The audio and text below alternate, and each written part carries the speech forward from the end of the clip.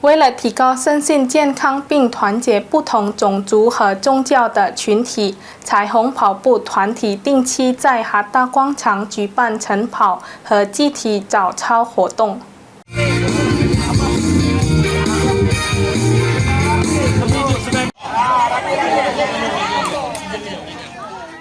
彩虹晨跑团是一个面向各个群体的跑步社区，包括华人和穆斯林。彩虹晨跑团的秘书长詹拉旺热表示，晨跑活动定期在每周三、周五和周日举行，路线各不相同，如在哈达广场、林波或雅加巴林等进行。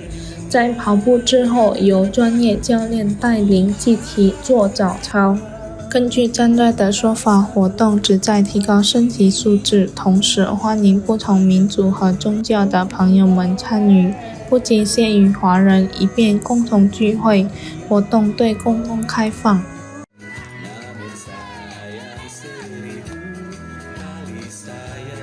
Kita kegiatannya bukan hari ini aja, setiap Rabu, Jumat, dan Minggu. Jadi kalau hari Rabu dan Minggu kita larinya memang ditentukan rute sama ketuanya ada, ketua lapangannya, misalnya Lapang Hatta ke Raja Wali, ke Dempo, ke apa? Bangau, kemana lagi? Ke kampus, ke apa?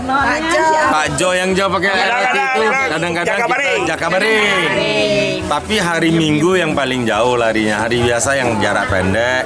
Nah, jadi abis lari jam 5 kita start lari, pulang sampai sini jam 6-an kita ada senam, setiap hari Minggu ada instrukturnya.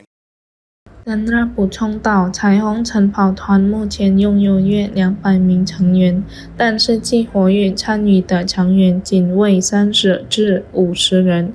他表示，希望通过这类活动能够与这个社区建立良好的联系。